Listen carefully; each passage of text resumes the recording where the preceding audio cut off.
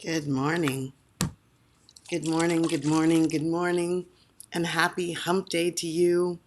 It is a hump day one day after the summer solstice. Yay! Summer is in full swing in the northern hemisphere.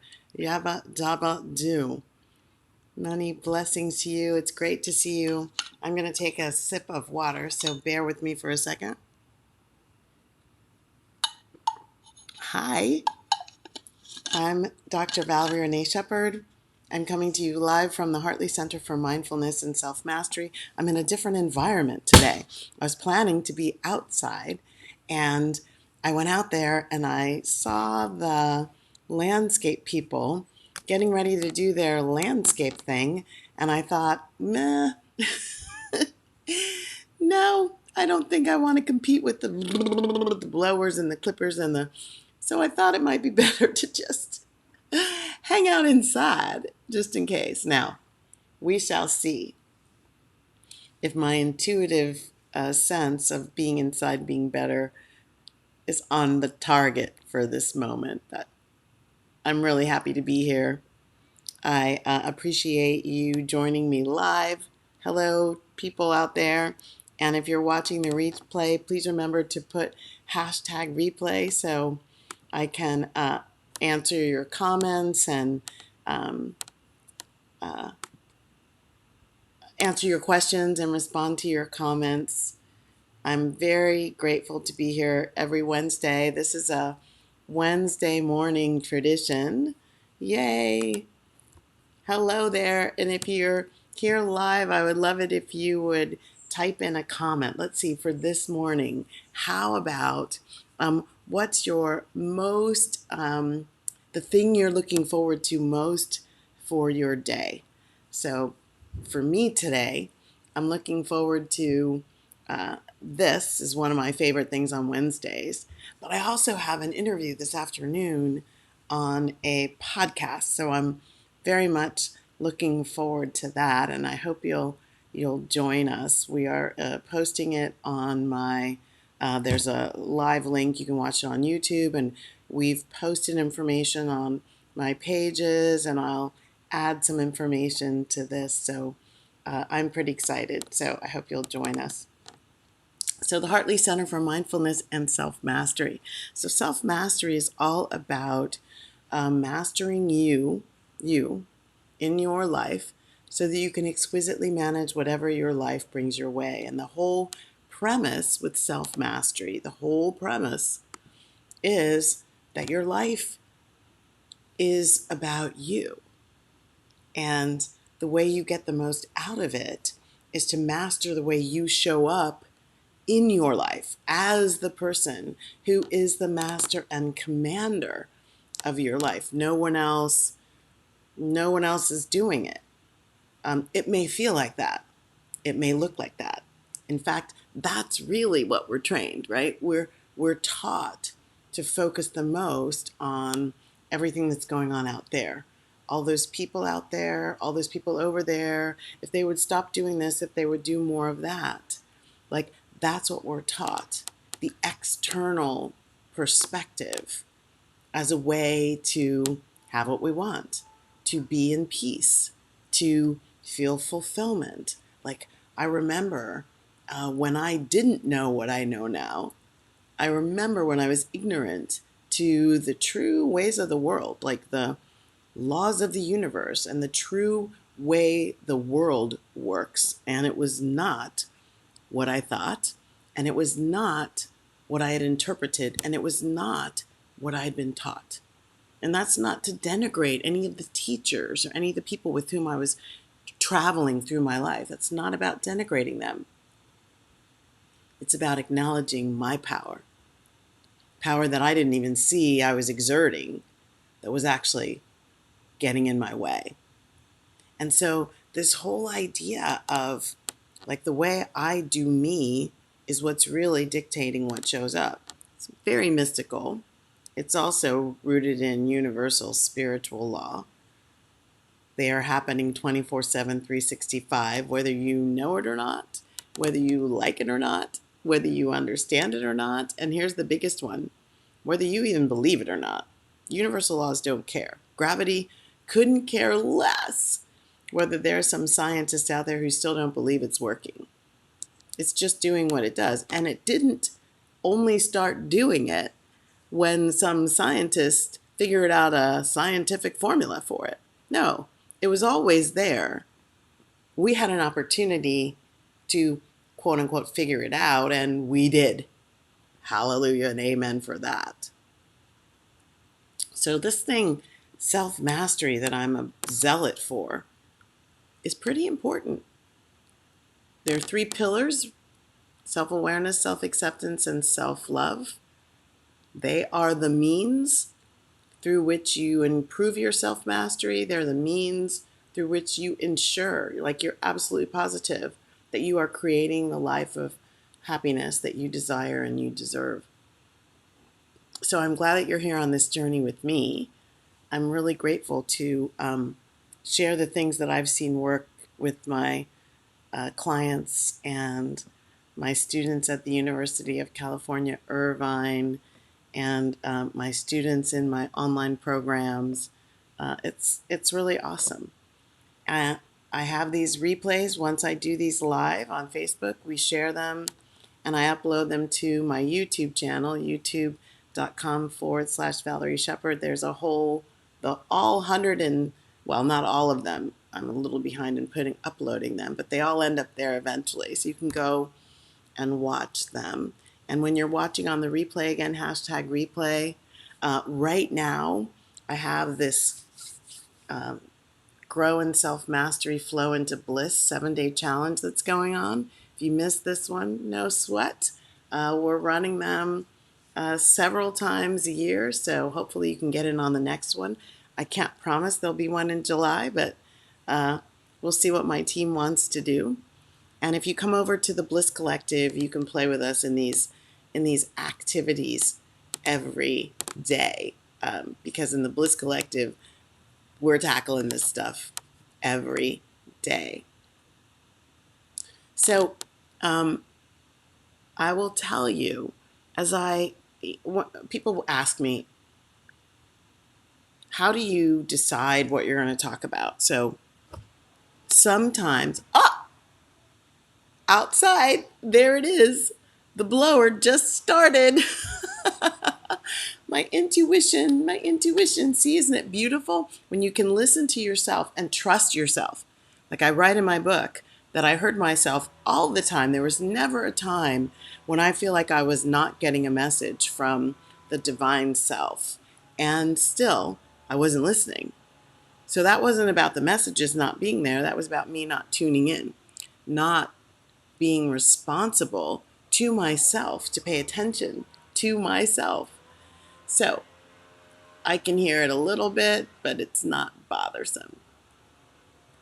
So the thing that I wanted to talk about today, people ask me, where do you get your ideas for what you're going to talk about? And usually there are a couple ways.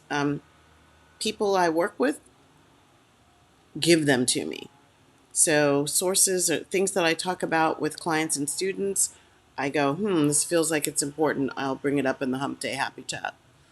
It comes from questions in Facebook Messenger, questions on my LinkedIn feed. So I get information from a lot of different sources, and I look at, I feel into it. Is this feeling like this is a universal enough? Sometimes I just answer the person. Other times I bring it in here. So what's going on right now in the world? There's a lot going on where I am in the Pacific West of the United States. There's a lot going on here. And it's not all uplifting.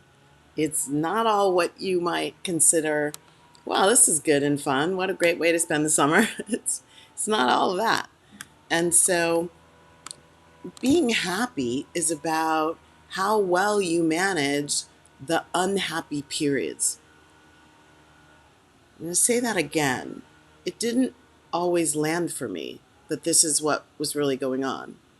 Being happy is about how well I manage the unhappy periods.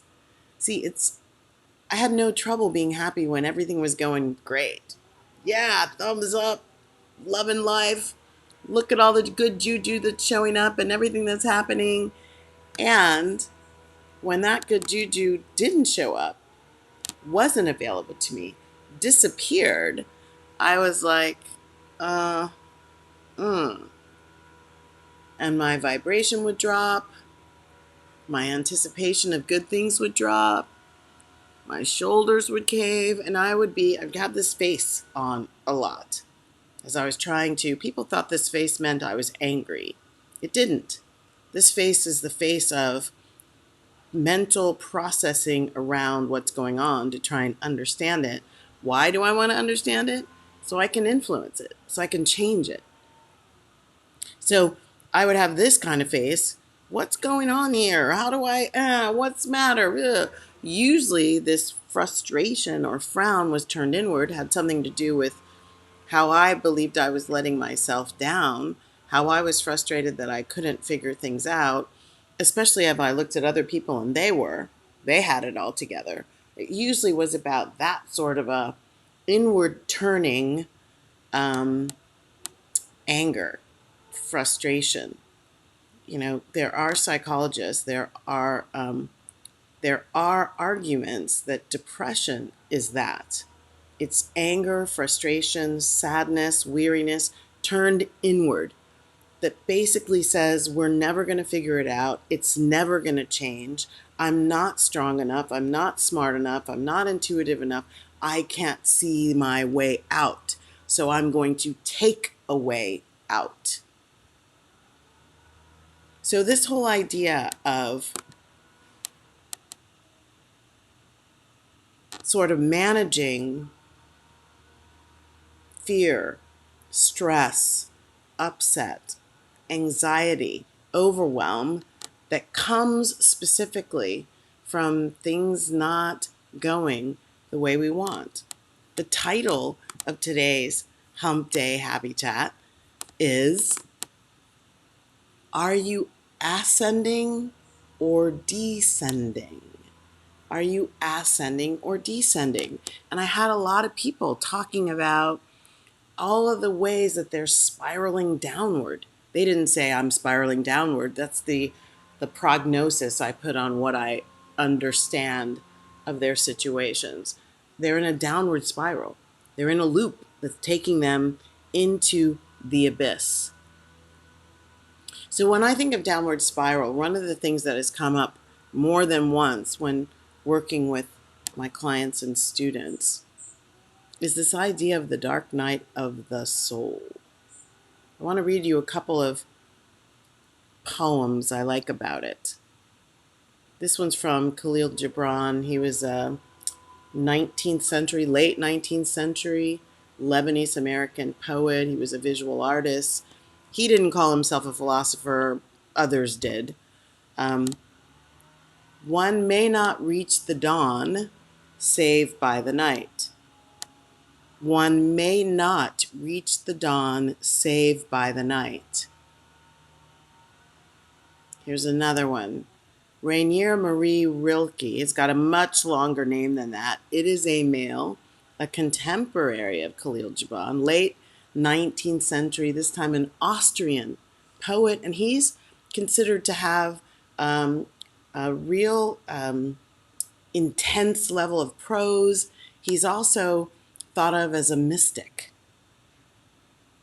Rainier Maria Rilke. Here's his poem about descent. We have no reason to mistrust our world, for it is not against us. Has its terrors, they're our terrors. Has its abysses, those abysses belong to us. Our dangers at hand, we must try to love them. Isn't that intense? Isn't that amazing? So what do I like about both of these poems when we're talking about am I descending or am I ascending? So both of these poems feel hopeful to me, and they feel like they are a reminder to me that the way I experience something is the way it's going to be, that I still have control. In Gibran's case, you can't get to the dawn without going through the night. So it's a way of saying, okay, tough stuff, come on in, welcome. I know you're just a periodic spot before I get to the bright stuff. And it happens over and over and over. That's one. And then Rilke, the stuff we see in the world. If you watch my writings, if you read my books, you'll always know that I say this a lot. There is no peace. There can be no peace in the world without there first being peace in the people of the world, because it's our energies, our collective energy, our collective consciousness that makes up the global experience. So in your world, if we take this down to the micro, in your world, in my world, there's no peace in Valerie's world. Dr. Valerie's world has no peace without Dr. Valerie being in a space of peace within her. Even if there's peace around me, have you ever done that? Everything seems peaceful and you watch yourself disrupt it. Have you seen that? You're hooked into the struggle, my friend. If peace shows up and you disrupt it, it's not a bad thing. It's just probably not serving you. And it's an indicator to you, from you, for you, about you, that somehow you are more hooked into the struggle, the strive, the difficulty, the martyrdom, the victimization of yourself that keeps you striving to have something that is already there. It's already there. So when you think, am I ascending or descending? One place to look is, how much do you attract and then hang out and struggle? How much do you disrupt your own peace to create something that you can overcome and then say, well, I overcame that, as a badge of courage? Are you ascending or descending? So think about this. I bring this up around the dark night of the soul, and a lot of people have been going through that lately, especially through the pandemic of the last couple of years and the fallout from that. So job loss, separations, with inflation here in the US, the threat of recession, the feeling like what we used to be able to do with our income is not what we can do today, and worry about how bad is it going to get and how might I actually change it for myself? How do I change that for myself? So think of these kinds of things. The phrase dark night of the soul is usually used to describe something very intense, a very extremely difficult and painful period. Think of death of a loved one, life-threatening illness diagnosis, breakup of a marriage or long-term relationship, loss of a child, those kinds of important things that seem to have spun way out of control. Extremely difficult and painful, emotionally painful. And I put that on quotes on purpose because of what I just said. Not to diminish them or belittle it, but the way we choose to experience something is the way we're going to experience it. So the phrase dark night of the soul dates back to the 16th century. It was created by, I'm into poems, a Spanish poem by a mystic who's known as Saint John of the Cross. And he was the first one to use this phrase in a poem. And it's been used ever since to talk about these kinds of crises, crises of faith, crises of love, crises, the existential crises, like what am I doing here when all this is happening?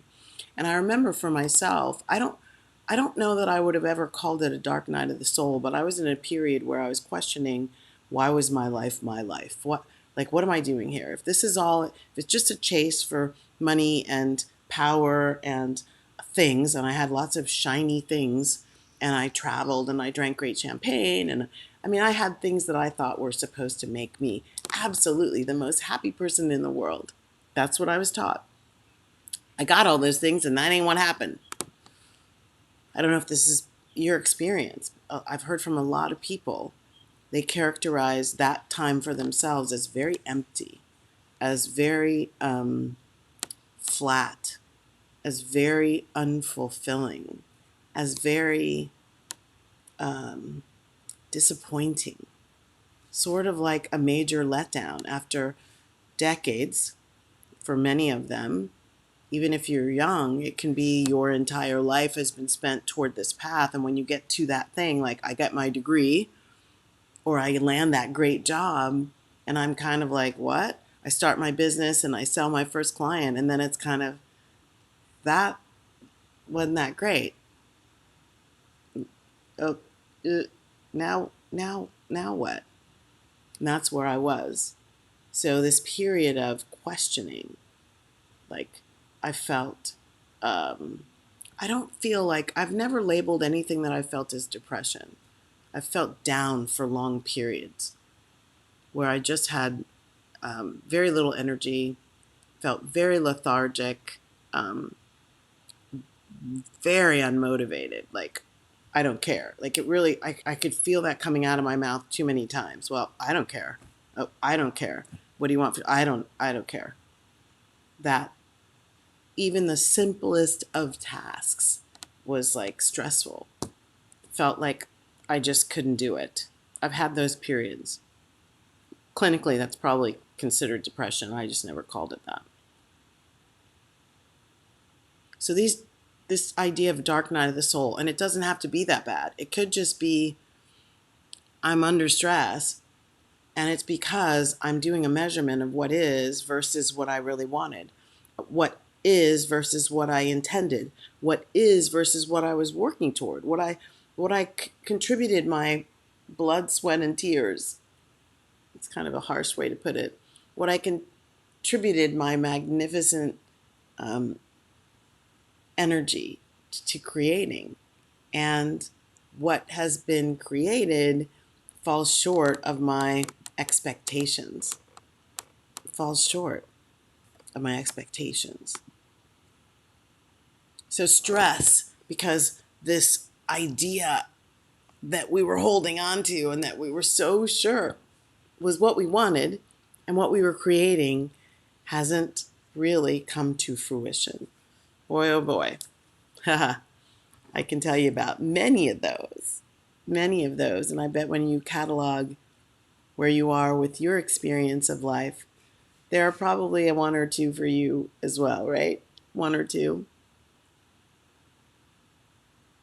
So it's not ever, it's never, ever, ever about let's not have those. That's not, my belief is that we came to this planet, we incarnated wherever we are on the planet in the third dimension, we incarnated to have the experiences that we're having. We incarnated to learn about ourselves, having the experiences that we're having. We set ourselves up as a part of our soul's evolution, as a part of our growth into a higher version of ourselves, to give these low vibration experiences to build the skill.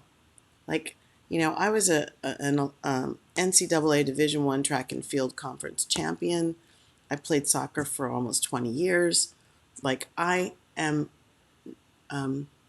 practiced at practicing in order to move my needle up, to eke another tenth of a second out of my quarter mile speed, my quarter mile time, to figure out how do I get a half an inch on this jump so I can actually, like, what is it? Is it in the way I'm arcing as I come up, arching my back? Am I hitting the mark at the right place? Am I slowing down? Do I have enough stride?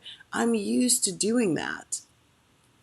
And still, the idea of having these things, situations, dark nights of the soul, as practice points for me to ascend my magnificence to a level that is unsurpassed for me. That was new. That was something I had to get comfortable with. I'm really comfortable now. I wouldn't say I'm all the way, but I'm much more comfortable now noticing. So I'm going to give you the tips. I want to read this one more poem that I really love. It's from a very, very ancient Roman poet known as Virgil. His whole name is much longer than that. Publius Vergilius Maro is his real name. He was born in 70 BC at the time of Emperor Augustus. So he is an ancient poet. And listen to this. The descent to the underworld is easy. The gates of hell stand open night and day. But to retrace one's steps and return to the upper airs, that is the toil. That is the difficulty. I'll read it again. Perilous Descent. The descent to the underworld is easy. The gates of hell stand open night and day. But to retrace one's steps and return to the upper airs, that is the toil. That is the difficulty. I love that. It is a reminder. It's a reminder of what we're going to go through now, what we've been talking about. You can drop into the abyss anytime you want. You can choose it. It's your choice. It's not happening to you. It's not just situationally a dynamic. No, you're actually walking yourself, boop, boop, boop, right into the abyss. You're talking yourself right into the abyss. You're being a person who's choosing the abyss. Stop doing that. As Bob Newhart would say, stop it. Stop doing that. So here's the deal. When situational dynamics, circumstantial evidence is showing you, something you don't like, something that, or even a eek. Now remember, this isn't when there's danger. This is not about life-threatening. This is about emotions, emotionally feeling trouble, emotionally feeling danger, emotionally feeling, not danger, emotionally feeling fear, emotionally feeling, There's turbulence on the surface of you. It's not that deep. It's the surface of you. So the turbulence on the surface, what's my number one step? Say it together. Breathe. Take a few deep breaths. Allow yourself to come back into union with the higher self. Come back into union with the higher self. Breathe. Oxygenate the brain. Give yourself the ability to do the next step. So the next step, breathing, that big exhale, is a part of accepting and allowing. Accepting and allowing, which is called, I think I'll give myself permission to feel the way I do. Often, what tires you out, the stress response, is because you're fighting, flighting, or freezing. You aren't actually dealing with what's going on. You're running away, you're trying to kick it away, or you're just standing still, hoping it doesn't see you, like a deer caught in the headlights or a rabbit in a field. So accepting and allowing. Breathe, exhale, what is. My bank account doesn't have enough to pay this bill. They're laying people off at my company. My daughter's really sick and the prognosis isn't good. This was one of my mother's. It looks like I might lose my house. My beloved has transitioned out of the physical body. Accept, allow, give yourself permission to be exactly where you are. And look at ways that you can reframe what you're calling it, what you're going through. So could you reframe, this is such a painful situation, to the situation is triggering a lot of questioning, a lot of doubt, and a lot of fear in me. Can you feel the difference? This is so painful. Why are you being mean to me? Can you reframe to, wow, this interaction doesn't feel like I want it to feel. What's going on here? Can you feel the neutrality in that? A reframe to come up a notch from the low vibration to neutral. Anger, resentment, guilt, shame, blame, punishment, hate, resentment, low vibration. Why hang out there? It's not serving you. You can't create joy and peace and love when you're vibrating in hell. So you bring your vibration up. I think I'll go to neutral. Wow, look what's happening. Okay, we're having a very difficult conversation. It doesn't feel good to me. I feel my heart closing in. It's triggering a lot of fear, and I can even feel anger. What's happening with us? What are you feeling? Nonviolent communication. So breathe. Accept what is. You can't change it until you at least make peace with the fact that it's here. It's here. The bankruptcy's here. The rain on your wedding day, it's here. The fact that you can't travel without a shot, that's here. You can't pretend it's not, and you can't rail against it and think you're going to have happiness. It doesn't work that way. So accept it, and then give yourself permission to be where it is, and then ask yourself, how can I reframe this? Not lying, not being Pollyanna. How can I get really clear on what really is happening without the storybook ideas of how horrible it is? One thing I learned about myself relative to this was I had an interpretation that love happens when people are victims and then more love comes to them. So people want to help them out of the situation. People want to give them sympathy, which I thought was a great thing. And so I actually even at times cast myself as the victim in order to get those things: greater love, greater understanding, greater companionship. You have to take a minute and notice yourself doing that. And that happens often by the way we tell the story of our lives. We are victimizing ourselves after the fact by the way we retell the story over and over and over and over like drama queens. Again, this is not to denigrate anyone. I'm telling you where I've been. So this is not about making myself bad or wrong or saying, if you do this, you're an idiot. No, it's not about that. Whatever you were taught is what you're probably going to express. Now it's about choosing differently. Are you ascending or are you descending? So the next thing is, so 1, breathe. 2, accept and allow. 3, reframe. The next thing is then let's get curious. So I've made it not so bad by the story I tell. Now I want to understand what's really going on here. This is where the real upper levels can come from, understanding you. What's going on with me in this moment? Create a relationship with the situation. It doesn't serve you to run away from all the difficult situations in your life. It just perpetuates them because you're not getting what you came here to get out of the situation. And so your life says, your higher self says, maybe we need a mulligan on that one. Maybe we need to do that one over. How about a do-over so she can get better. She can figure it out. That's what's going on. It's not a test. It's not to like, you didn't get it. Nah, nah, nah, nah, nah. It's not about that. Your life is happening for you. Your higher self is loving you through these situations.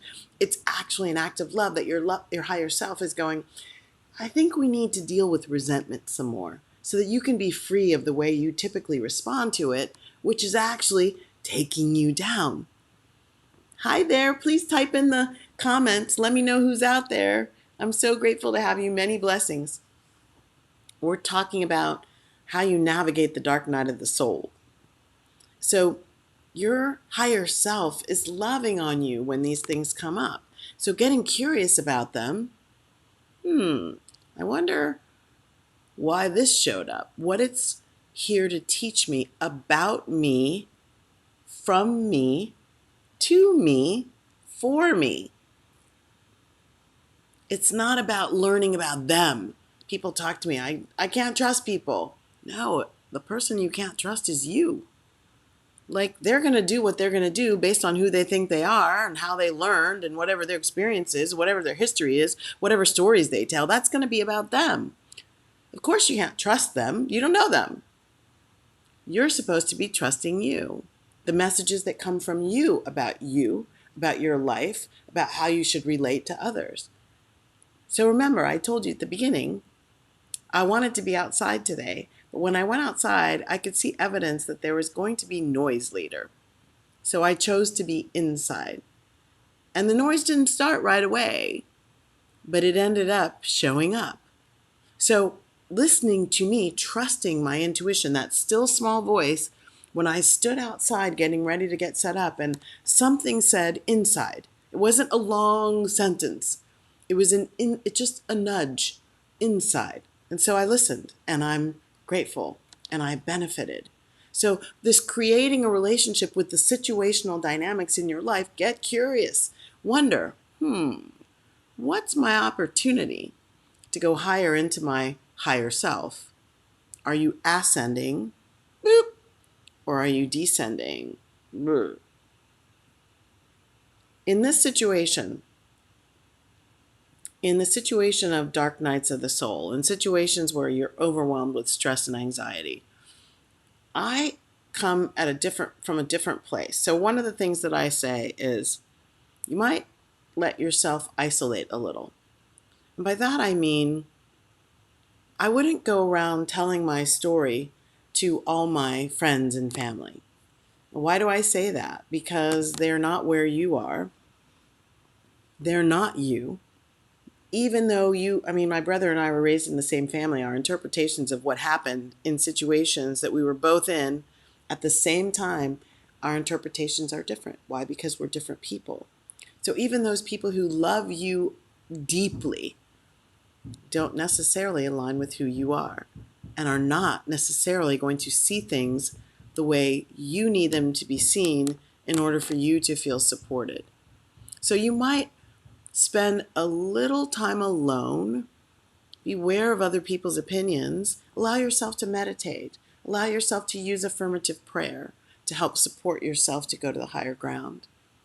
If you really aren't moving and you feel like I've done all I can possibly do, I need help, that is such a beautiful place to be. It's so beautiful because you're giving yourself the opportunity, the best opportunity in the moment, to ascend. Help is a gift, and the ability to ask for it, to recognize help would really make this easier for me. Help would really help accelerate. Help would give me the opportunity to win. Why do Olympic athletes still have coaches, right? Why do people who have healed still go see the doctor when they're healthy? Because availing yourself of an expertise, say that 10 times, availing yourself of an expertise, what I call a sage or a learned intermediary, to get counsel, somebody who can be objective, somebody who can see the totality of the picture and see your picture relative to other pictures that they've helped create, can really support and serve you to ascend when you feel like your only choice is to descend. And then lastly, in the space of, why is this happening?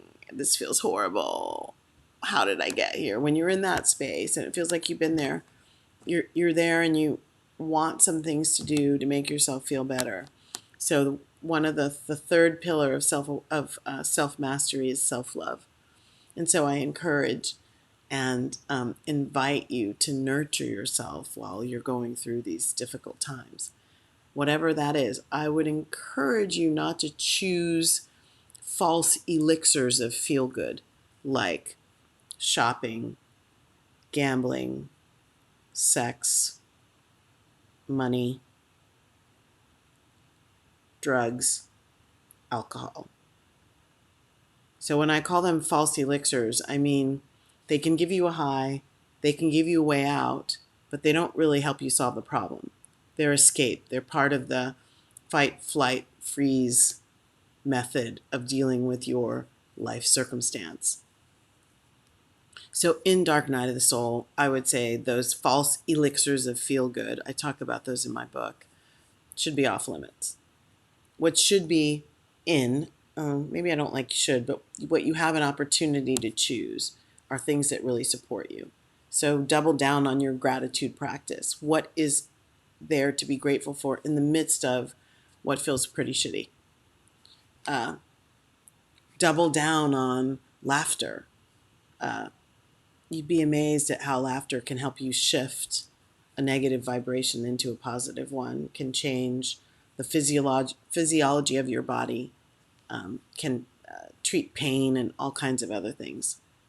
Gratitude, laughter, meditation, movement, like dance, exercise, walking, reconnecting with nature, like get out of your home environment and get into a park, the beach, a plant store. If that's the closest thing to nature you have, go talk to plants.